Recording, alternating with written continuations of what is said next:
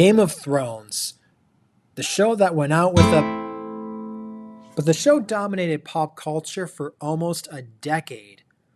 We had 8 seasons worths of ups and downs, battles and wars, and red weddings. And there are so many financial lessons that we can learn from watching the show. And one of my favorite lessons was to watch Euron Greyjoy rebrand the failed Greyjoy brand into the Iron Fleet.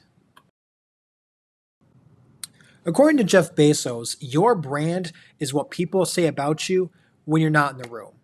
And the Greyjoy brand had lost all brand equity due to failed rebellions and failed dreams. And nobody knew this better than Euron. And in order for Euron to successfully rebrand the Greyjoys, he had to execute these 6 rebranding steps. But before we get started, be sure to hit that subscribe button. Let's chat a little bit about a brief history of the Greyjoys.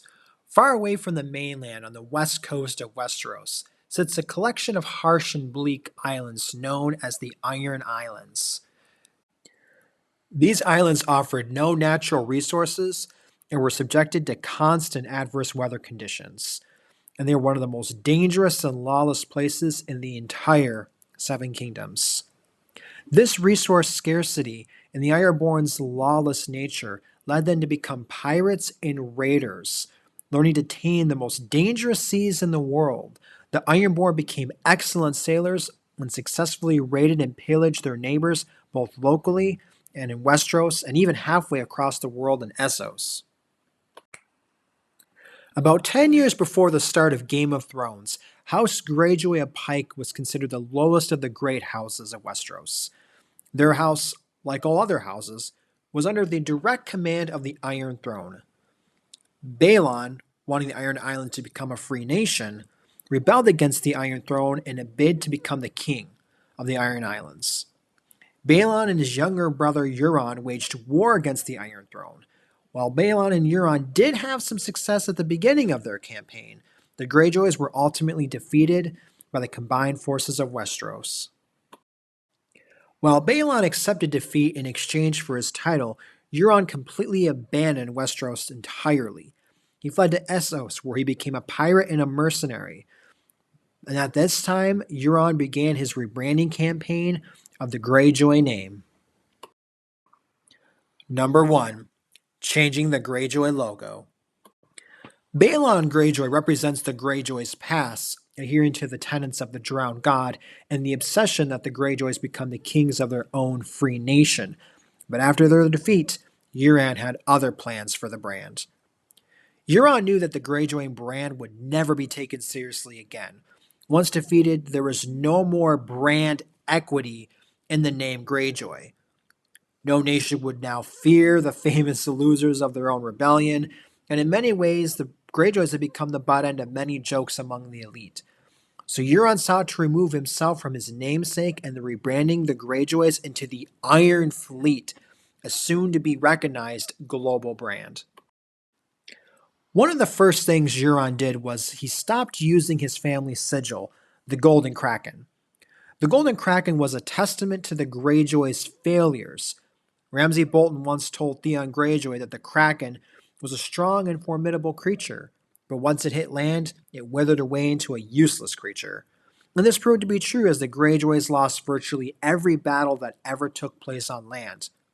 And Euron knew this truth all too well, so when he started pirating under a new brand logo, the Silver Kraken with a red eye, it was under this new sigil that many honest sailors lost their lives. Euron spread fear and also tales of glory under his new brand logo.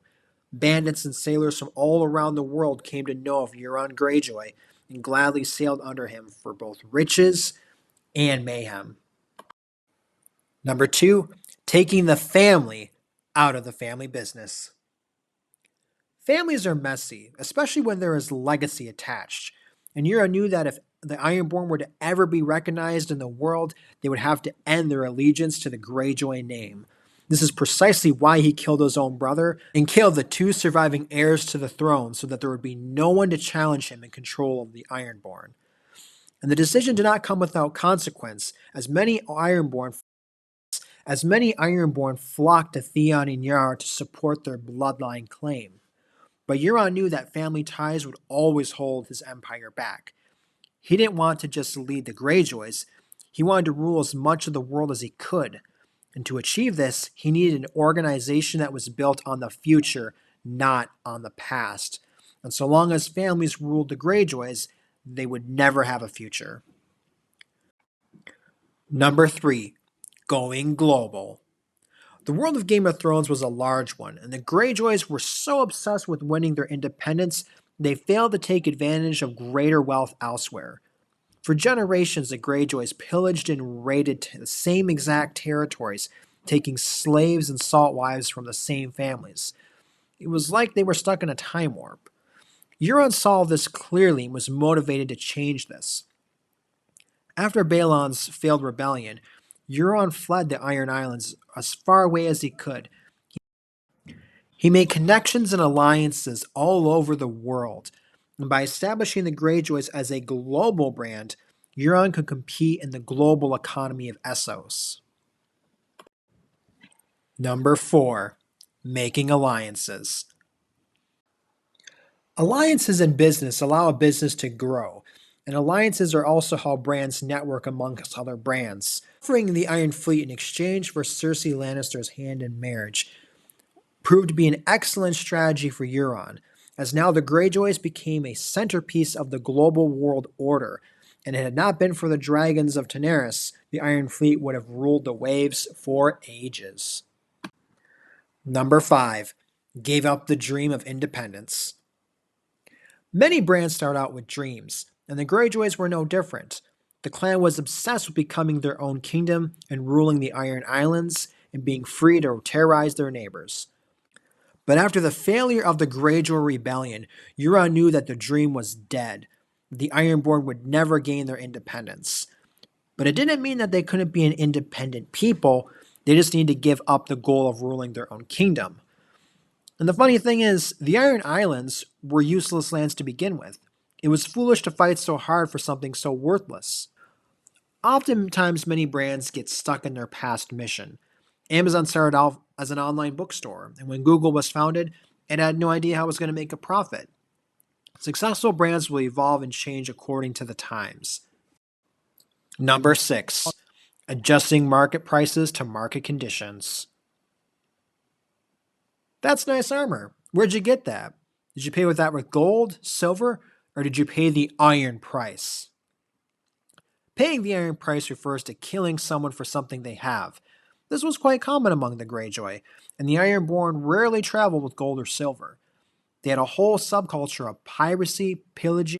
In contrast, the rest of the world uses promises, gold, silver, lies, and bribes, and marriages to get what they want.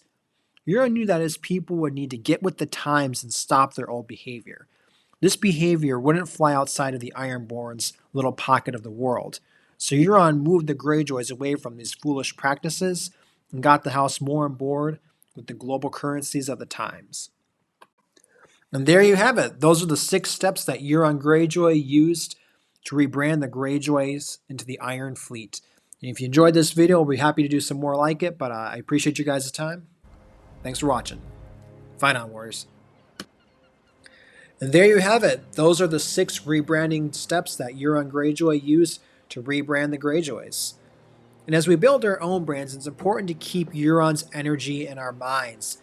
And maybe your brand is stuck, and maybe you're stuck in the past, or maybe you have an old mission statement that's no longer relevant. Whatever your issue is with your brand, go ahead and leave a comment down below. I'd love to answer some of your comments and see if we can't come up with some good ideas to help you grow your personal brand and get you sailing the seas. Until next time, fight on, Warriors.